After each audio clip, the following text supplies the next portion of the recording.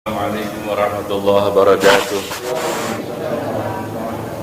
Ridha'illahi ta'ala wa li syafa'ati rasulihi wa khalilihi wa habibihi Muhammadin sallallahu alaihi wasallam ala ma nawayna wa ala ma nawassalafuna salih biniyati anna Allah ta'ala yuballighu maqasidana wa yassara umurana dunyana wa ukhrana min hadrati man hadayna al-fatihata lahum wa dhakarna asma'ahum fi hadzal majlisi khususan jami'i muallifi kutubina al-mukhlisin wa masyayikhina bid-din san muallif hadzal kitab ya Allah usulihim wa furu'ihim an Allah ta'ala yataghashshahum birrahmati wal maghfirah al-fatihah.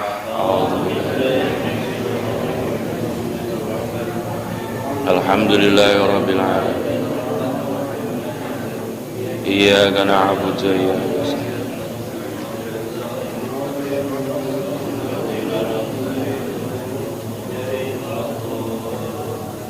A'udzu billahi minasy syaithanir rajim. Bismillahirrahmanirrahim.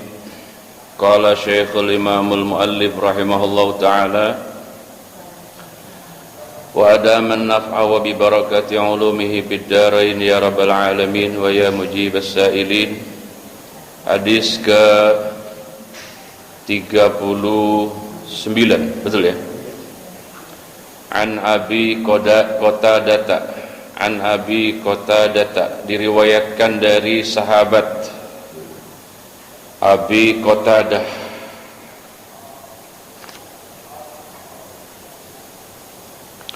Qala, berkata Abi Qatadah,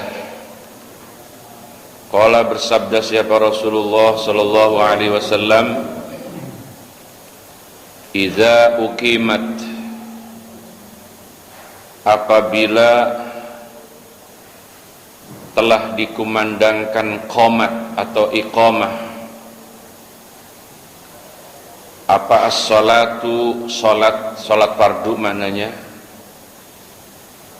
Fala taqumu, maka jangan berdiri kalian, hatta tarawni, sehingga melihat kalian akan aku.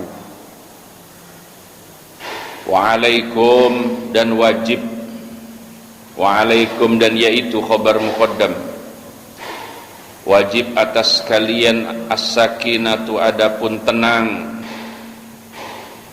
wal waqaru, dan jatmiko. Apa jatmiko? Orang Jawa jatmiko apa? Sopan. Ada orang namanya jatmiko di sini? Maknanya sopan, anteng. Jadi ini zaman Nabi ya. Nabi itu selalu ngimamin apa? Salat. Ketika biasanya Nabi dari kamar langsung apa? Ke pengimaman. Karena apa itu namanya? Salat qobliyahnya Nabi di rumah. Cuman kalau kita, kalau qobliyahnya di rumah nggak keuber, Jadi ini hadis ya, monggo diterapkan, boleh dalam konteks afdalnya di rumah ya. Kemudian nanti ba'diyah juga afdalnya di mana? Di rumah. Cuman itu dia. Apakah kita kalau di rumah masih sholat apa? Ba'diyah atau tidak? Lah itu persoalannya hanya di situ. Jadi aturan mainnya begini, ketika sudah dikomandangkan qomat, Nabi belum datang gitu. Jadi kasusnya bukan kayak tadi. Kalau tadi mestinya jangan diri dulu, nunggu saya apa? Datang. Ya kan gitu hadisnya dah. Fala taqumu, ketika qomat sudah di apa? Selesai dikumandangkan, jangan langsung berdiri. Tadi udah diri semua saya lihat. Hatta tarawni, sehingga apa? Kamu melihat aku sudah berdiri. Jadi kalau saya berdiri baru kamu apa? Berdiri, begitu. Ai dzakartu ai dzukirat al-fadul iqamah ai ila shalah hatta tarawni ai tab suruni qa'iman. Apa sih alasannya setelah qomat itu tidak langsung berdiri? Ini enak nggak enak memang alasannya seperti ini. Wadzalika li'alla yatula 'alaihimul qiyam. Jadi cara kayak tadi kan agak lama yang nungguin saya tuh ya berdiri. Coba bayangkan kalau saya masih di lampu merah Cibubur tadi, berapa menit tuh diri nungguin saya, Pak? Cuman kasusnya berbeda antara Nabi sama saya. Kalau saya kan bisa jadi nggak datang, bisa jadi telat. Kalau Nabi kan pasti apa? Seperti itu. Wa alaikumus sakinatu wal waqar.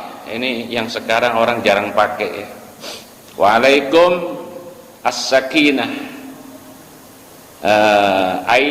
Alaikum at-ta'anni fil harakat wajtinabul abas. Jadi hadis ini sekaligus apa ya, cara yang dicemes ini model sholatnya orang sekarang. Orang sekarang ini sholatnya kukur-kukur. Tahu kukur-kukur? Yo, nggak tahulah itu. Ya udah saya sampaikan, udah saya bicarakan, tapi masih begitu saja. Jadi sholatnya nggak sakinah, sholatnya apa? Anteng gitu. Ada aja kadang yang mainin jenggot apa. Padahal hadisnya apa? Wa'alaikum as-sakinah. Wajib atas kalian tenang ketika sholat. Wal waqar. Waqar itu tadi maknanya apa? Jatmiko, sopan santun. Namanya apa? Jatmiko. Kata ulama, ay alaikum at-ta'anni fil harakat wajtinabul abas. Sekarang saya tanya, kalau kukur-kukur itu maksudnya apa?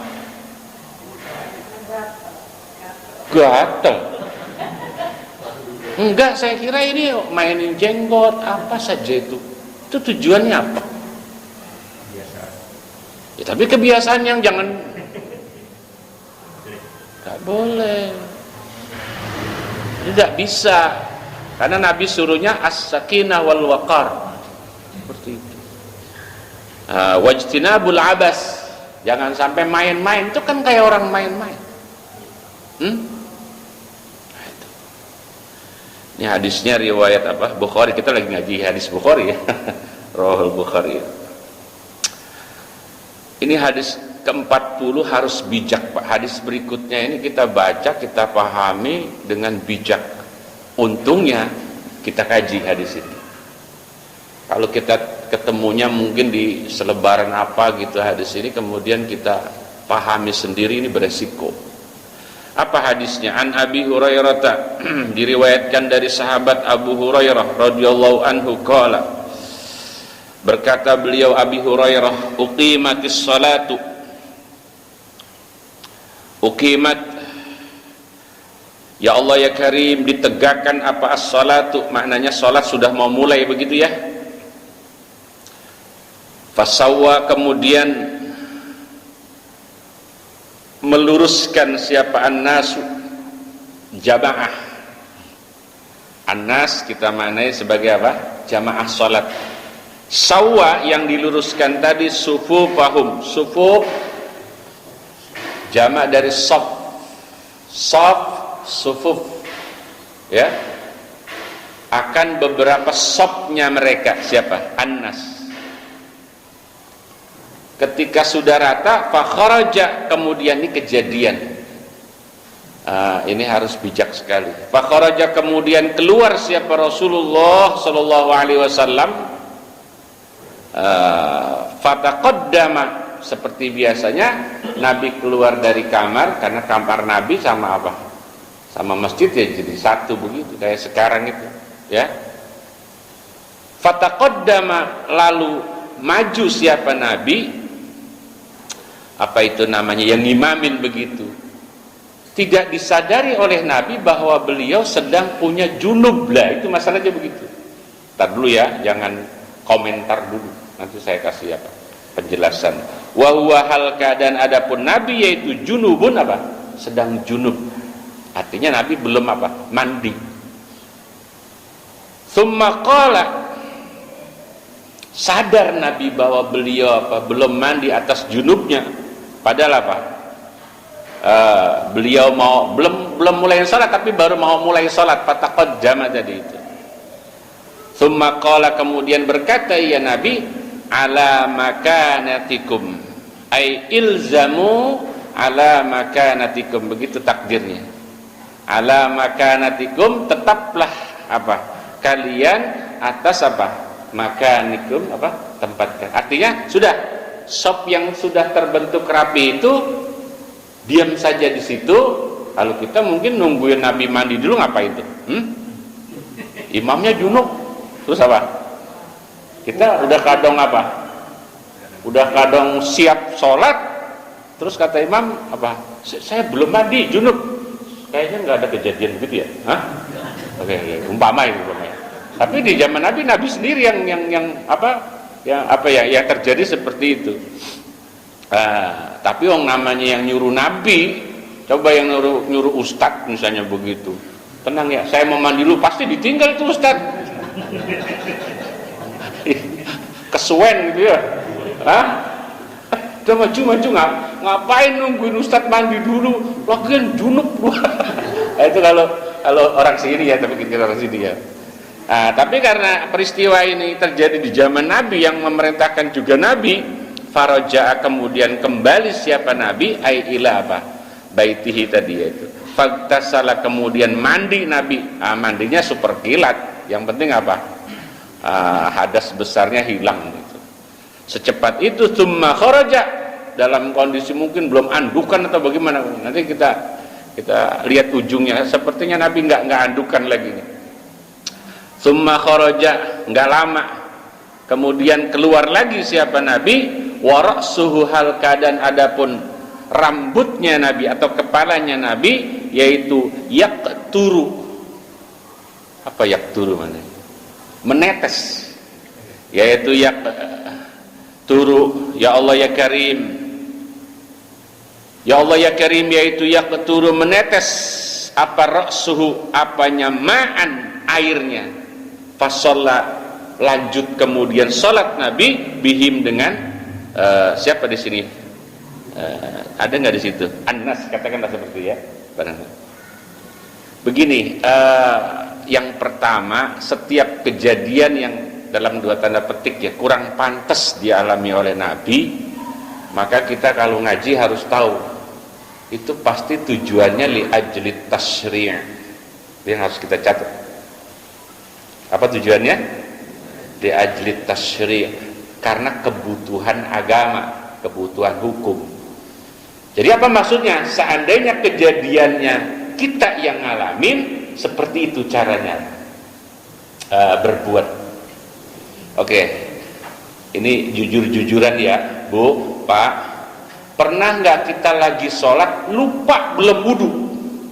Jujur, pernah nggak? Gak usah malu Pak. Pernah nggak? Kalau saya pernah. Agak malu saya. Apa yang terjadi ketika kita sholat, mana udah tinggal assalamualaikum lagi, coba bayangin tuh. Jadi sadarnya belum udah kentut tadi. Kalau saya dulu lupanya bukan karena kentut, bahwa sebelum sholat ya udah punya wudhu lah.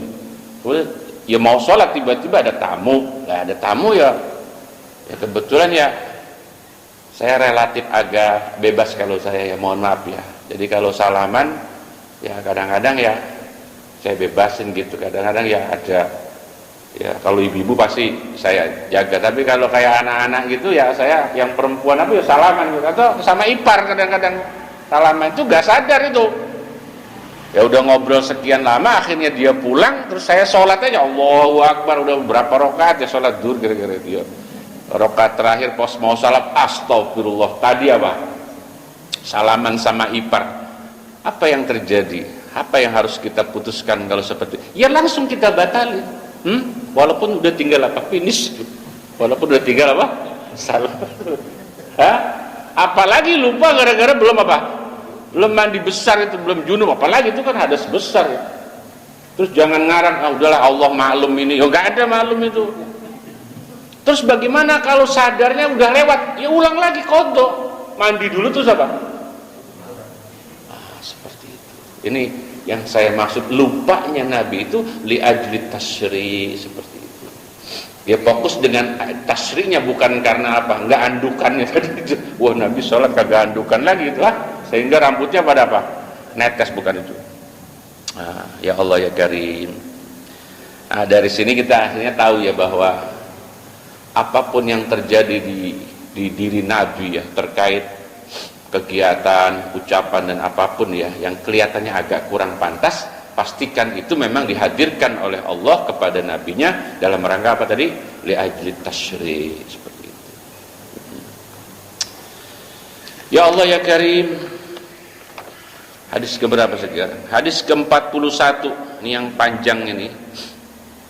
An Abi Hurairah, diriwayatkan dari sahabat Abu Hurairah, anin Nabi, dari kanjeng Nabi sallallahu alaihi wasallam, sab'atun, akan sabda sab'atun.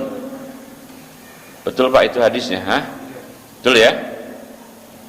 Sab'atun, adapun 7 orang, saya harus bilang begitu. Sab'atun, adapun 7 orang, yaitu yuzilluhumullahu, yuzilluhum, memperoleh naungan akan sab'ah. Yuzilluhum, memperoleh naungan akan sab'ah. Siapa? Allah fi zillihi, pada naungannya Allah.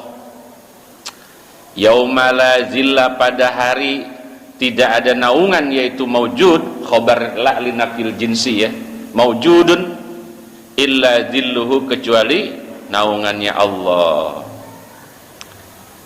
Ada 7 orang yang akan memperoleh zillun. Apa zillun? Naungan di hari kiamat. Kalau sekarang nih, kalau kayak kita lagi panas tengah hari bolong, tapi ada yang kasih payung, apa rasanya? Adem ya. Saat orang lagi kepanasan, kita apa? Nggak panas karena ada payung. Padang mahsyar itu ngeri ya, terkait panasnya padang mahsyar itu ngeri sekali. Nah, saat itu ada 7 orang yang tidak kepanasan karena dikasih apa? Zillun, atau naungan. Ini agak panjang saya memberikan penjelasannya ini. Zillun itu beberapa ulama tidak memaknai sebagai naungan yang hakiki, maknanya karena Allah itu kan bukan jisim ya, Allah itu zat. Ketika menaungi itu kan nanti akan melahirkan dengan pakai apa, kan begitu istilahnya. Sementara Allah itu apa? Zat, bukan jisim. Maka yang dimaksud zillun di sini dalam pandangan ulama ay zillu arsyihi, lah itu yang pertama itu. Jadi yang dimaksud nanti orang mendapat naungan itu, naungan Allah, maknanya naungan arsy-nya Allah. Kalau itu cocok malah. Tinggal Allah perintahkan arsy, coba kasih zillun orang itu. Nah, arsy-nya Allah itu ini ada ya di tafsir surat Hud. Tafsir surat apa? Surat Hud. Makhluk yang pertama kali Allah ciptakan ya, setelah nur Nabi kita Muhammad SAW, itu adalah arsy-nya Allah. Arsy Allah itu dulunya, dan saya baru ngeh ya, yang ngehnya pas ngaji. Ada makhluk yang mendampingi hidup kita,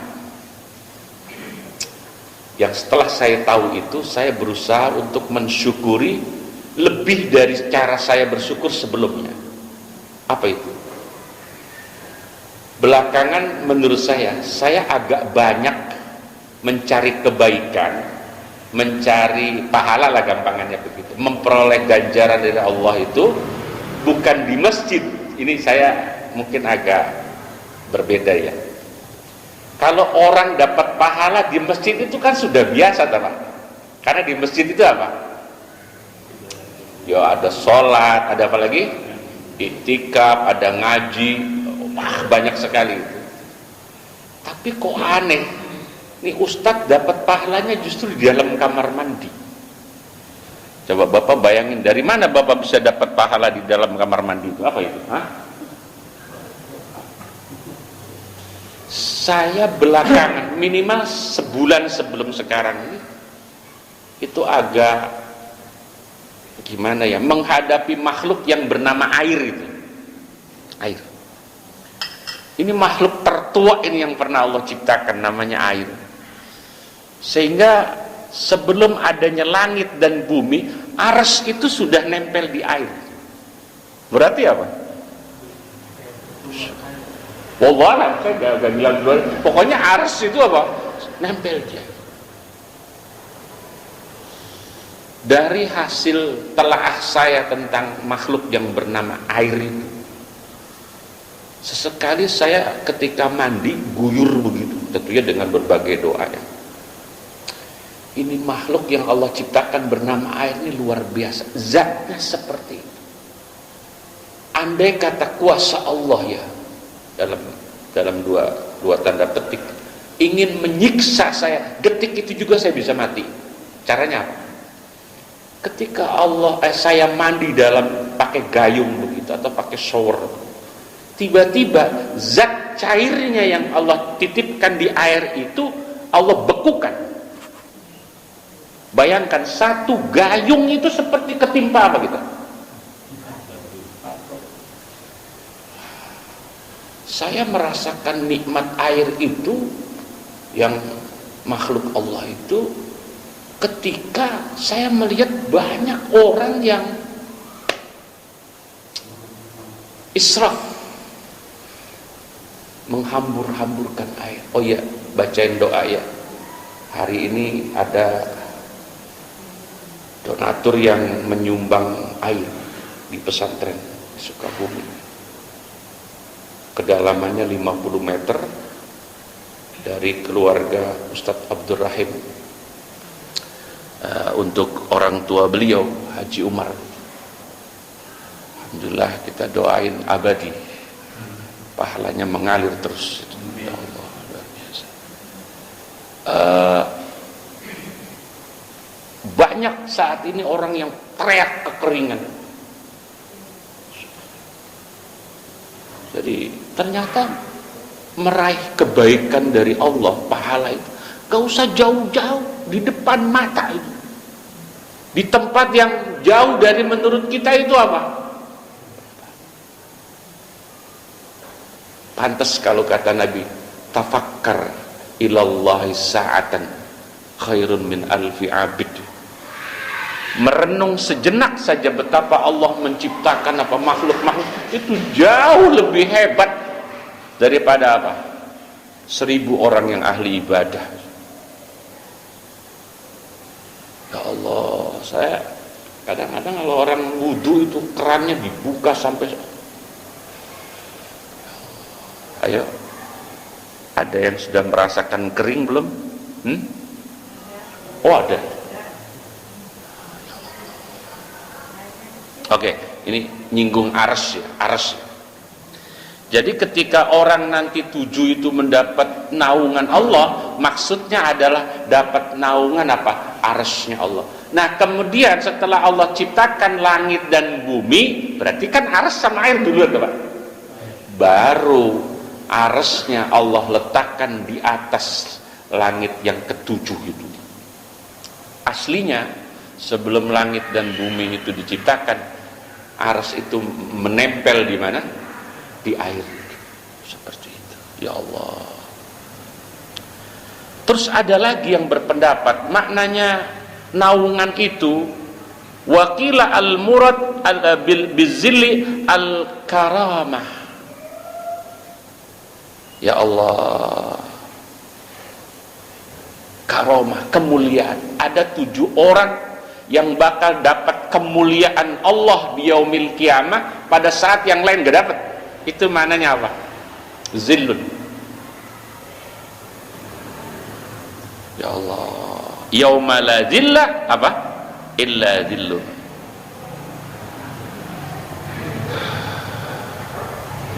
Oke. Pada hari tidak ada naungan, tidak ada kemuliaan, akhirnya begitu kita nafsirin, kecuali naungan atau kemuliaan dari Allah Subhanahu wa ta'ala. Silakan Bapak boleh merasa mulia hari ini, tapi bisa jadi apa yang Bapak rasakan belum tentu di akhirat tentang kemuliaan itu. Wadhillun fi dzalikal yaum alladhi yaqumu fihi an-nasu li rabbil alamin wa tadnu asy-syamsu minal khalaiq wa yastaddu alaihim harraha wa ya'khudhuhumul 'irqu. Kenapa naungan itu sangat dibutuhkan di yaumil kiamah? Ini jawabannya. Tadnu syamsu, tadnu itu maknanya ay qaruba, dekat sekali apa syamsu matahari. Wa yastaddu alaihim harruha, betapa sangat dan amat panasnya matahari di padang mahsyar. Ya Allah. Wa ya'khudhuhumul 'irqu, sampai ada banyak orang yang akhirnya tenggelam dengan keringatnya sendiri atau tersiksa dengan keringatnya sendiri. Hari ini sudah berapa kali mandi Pak kita? Halo Pak? Ada yang 2, ada yang 3. Karena apa? Sumuk. Orang Jawa bilangnya apa? Sumuk. Saat kita sumuk, maunya mandi mulu, airnya terbatas. Coba Pak. Pandailah bersyukur mulai saat ini. Pandailah bersyukur dengan air yang cenderung disepelekan orang, terutama kalau acara maulid itu. Banyak itu botol-botol yang masih penuh dibuangin itu. Ya Allah, ya Allah, ya Allah, ya Allah. Saya kalau di majelis taklim ya, biasanya ngomong maulid, kayak maulid malam hari ini di Al-Munawwar.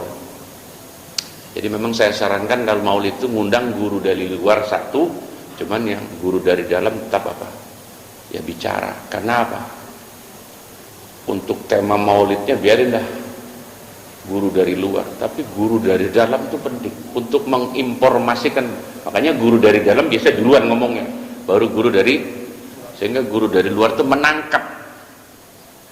Jadi dia ada terkoneksi antara yang disampaikan oleh guru dalam dengan guru dari luar. Sebab guru dari luar itu kan nggak tahu situasi apa yang terjadi di jamaah itu. Itu saran saya kalau mau ngadain seperti itu. Saya lebih cenderung kalau bicara maulid hari ini itu bukan maulid dalam konteks mahabbatullah, mahabbatur Rasulullah, itu sudah biasa menurut saya. Tapi menurut saya yang penting adalah ngajinya itu. Ngaji. Sebab maulid itu menurut saya ya kegiatan setahun sekali yang dalam rangka kita ngerices saja. Sehingga saya selalu katakan begini, suksesnya maulid malam hari ini tergantung besok pengajian malam minggu. Saya selalu bilang begitu. Maulid yang sebanyak ini, apakah besok ngaji akan sebanyak itu? Saya selalu bilang, wah itu banyak yang tersinggung, dan harus tersinggung. Karena yang penting itu adalah ngajinya, bukan maulidnya. Kalau Rasul masih ada, saya yakin Rasul akan mengiyakan betapa pentingnya itu ngaji. Karena sunnah Nabi itu bisa berjalan dengan baik seperti yang diharapkan oleh Nabi kalau dipelajari, dikaji dengan apa? Matang. Oh kita disuruh baca selawat, ya itu kita nggak maulid juga baca selawat kok.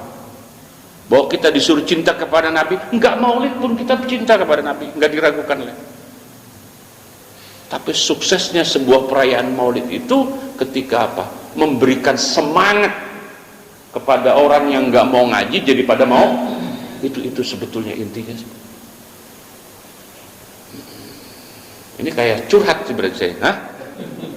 Tapi memang faktanya seperti itu. Di mana-mana kalau maulid apa? Besok ngaji. Yang konyol begini. Yang konyol nih menurut saya, makanya hati-hati ngundang penceramah. Tuh Ustadz setiap hari, setiap minggu, setiap bulan dilempengin tuh orang akhlaknya supaya pada bener. Ngundang penceramah ngacak-ngacak akhlak orang. Masya Allah, udah pada bener diacak-acak lagi. Ya Allah, capek tuh Ustadz kampung tuh, udah benerin dirusak lagi. Saya ajak kepada Bapak untuk apa? Memiliki sifat. Kalau sifat ra'uf sih masih jauh lah kita dari Nabi ra'uf. Minimal kita punya sifat apa? Kasih sayang di hati, menyayangi sesama makhluk, menghormati orang. Jangan pernah benci sama orang, jangan menghujat orang. Mulut jangan gampang apa? Memfitnah, menghujat. Pelan-pelan selama setahun itu dibina umat. Ngundang penceramah gibah, astagfirullahaladzim, rusak lagi. Maka hati-hati ya, Nurul Iman ya, ini Nurul Iman ya, yang belum maulid kan, belum ya, hati-hati ngundang penceramah ya, jangan sampai salah ya Allah, ya Allah. Tapi bukan berarti saya promosi ini ngundang Ustadz Abdullah, bukan begitu, bukan. Gua ada Ustadz Rojak ngundang. Kita ngaji itu supaya maulid itu supaya nambah apa? Mulia akhlak kita, akhlak bicara, semuanya harus nambah. Bukan orang makin benci sama orang, rusak maulid itu.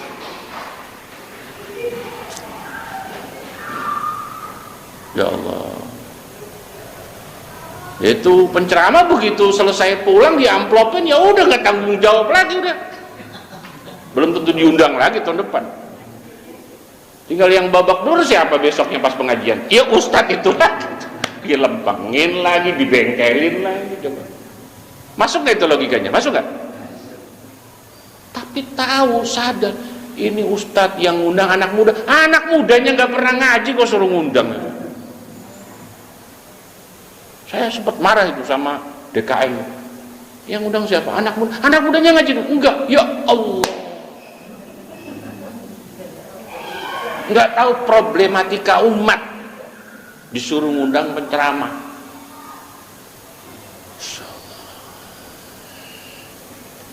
Ini ngomongin zilun kok kesana-sana ya? Ya Allah. Siapa 7 orang yang dimaksud itu? Yang pertama al-imamul adilu. Al-imamu rupanya imam al-adilu yang adil. Bagaimana agama melihat imam yang adil itu? Dalam perspektif agama, jangan perspektif politik. Apalagi perspektif nafsu. Al-imamul adil at-tabi'u li awamirillah. Nah ini yang penting. At-tabi' li awamirillah. Itu definisinya al-imamul adil. At-tabi'u li awamirillahi fayada'u kulla syai'in fi mawdi'ihi min ghairi ifratin wala tafritin. Itu definisi. Imam yang adil itu imam yang at-tabi'. At-tabi' itu pedomannya mengikuti awamirillah, perintah Allah, perintah agama. Jadi standar imam itu adil atau tidak, menyimpang nggak dia dari perintah Allah.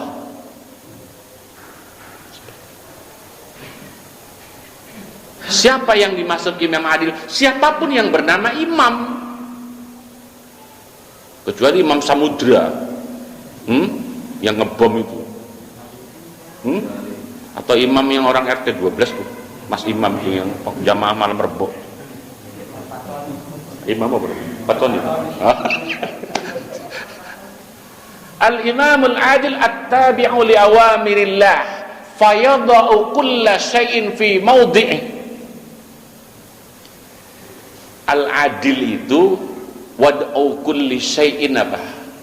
Fi maudhi'ihi.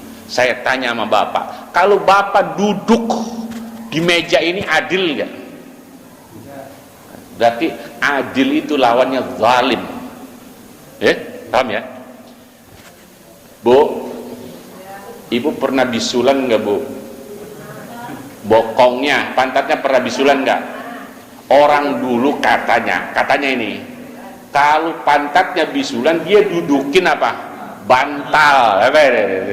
Saya kira itu apa ya, semacam pituah karuhun kita yang menurut saya ada muatan akhlaknya menurut saya. Dan akhlak itu ya ada unsur agamanya saya lihat. Bantal buat kepala kok buat apa? Berarti apa kayak zalim. Pantas dia bisu lah. Untung cuman bisu, kalau tumor gimana coba? Min ghairi tafritin, jangan apa? Lebay. Jangan berlebihan. Adil dalam konteks menerapkan keadilan itu jangan lebay. Lihat konsumsinya, masyarakat yang alim maka ini konsumsinya. Maka bicara juga lihat masyarakatnya. Kebijakannya juga harus Bapak. Kalau bahasa Gus Dur mengutip Syekh Ibrahim Al-Bajuri dalam kitab Al-Faraidul Bahiyah, kitab Qawaidul Usul, tasarruful imam ala ra'iyyati manutun bil maslahah, itu adil. Bapak nanti cek kitabnya, namanya Al-Faraidul Bahiyah Syekh Ibrahim Al-Bajuri. Qawaidul Usul ada kaidah yang mengatakan apa? Tasarruful imami ala ra'iyyati manutun, pakai ta, bil maslahah. Langkah kebijakan seorang pemimpin terhadap rakyat yang dipimpinnya itu harus berorientasi kepada kemaslahatan, manutun bil maslahah. Jadi jangan menandatangani kebijakan yang menyengsarakan orang banyak. Itu al-imamul. Ini kita dapat informasi banyak, ini ngaji Pak, bukan ceramah maulid, bukan. Nggak dapat ceramah maulid kayak gini. Dapat nggak? Nggak bakal. Ceramah maulid gini, yang jawab salam saya masuk surga, paling itu ceramah maulid. Yang tidak jawab lakinya kawin lagi, paling begitu maulid. Apaan begitu ceramah? Bagaimana Bu ceramahnya tadi? Lucu lah. Maulid oleh-olehnya apa? Lucu, Masya Allah. Gak dapat ilmu. Al-imamul adil. Ya Allah, kalau ada suami Bu, suami gajiannya 10 juta, ibu cuman dikasih misalnya untuk kebutuhan sehari-hari plus, sehari-hari plus dong, ya buat makan, buat anak, bla bla bla bla bla, 5 juta, separuh berarti. Berarti kan tuh suami masih punya sisa apa? 5 juta. Dan suami nggak punya tanggungan apa-apa, 5 juta pokoknya duit lebih dari itu. Sekarang kalau memang suami gajiannya 10 juta, dititipkan kepada ibu 5 juta, itu adil apa zalim suami Bu?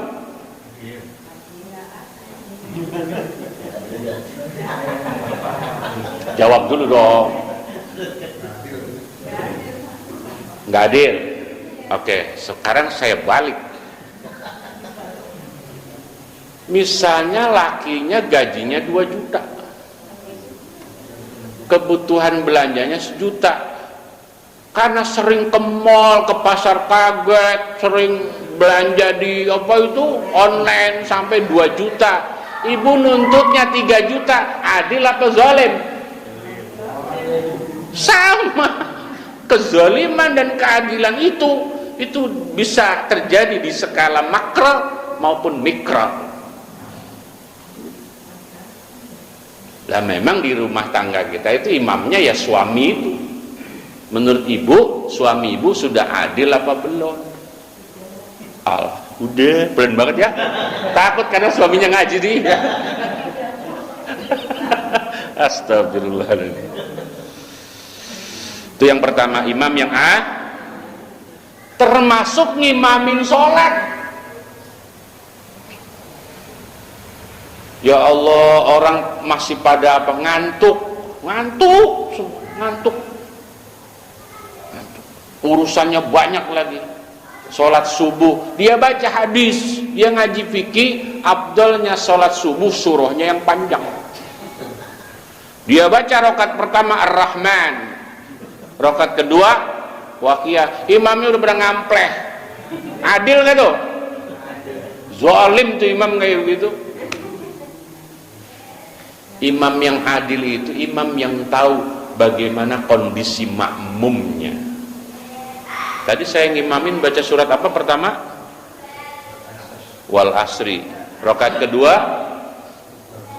Al-Ikhlas. Adil apa zalim? Adil, orang saya juga gerah tadi. Lewat baru parkir motor langsung imamin loh, gerah ngos-ngosan suruh langsung imamin. Itu kalau mama saya baca surat Al-A'la Al-Ghasyiyah, ya ilah. Ngap, ya enggak khusyuk. Yang khusyuk yang pendek aja udah. Lagi setan tuh kalau durasi sholat kita pendek, enggak ada kesempatan buat apa? Godain kita. Yang ada kesempatan godain kita itu kalau suratnya panjang, peluangnya yuk. Ya Allah, ya Allah, ya Allah. Yang kedua,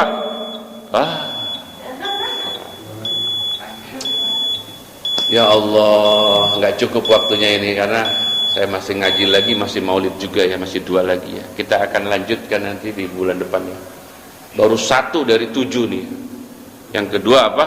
Wasyabun nasya'a fi ibadati rabbih. Anak muda disinggung oleh Allah bakal dapat apa? Zillun. Anak muda yang model gimana yang dapat? Nah, ini kita akan lanjut di pertemuan yang akan datang. Wallahu a'lam bis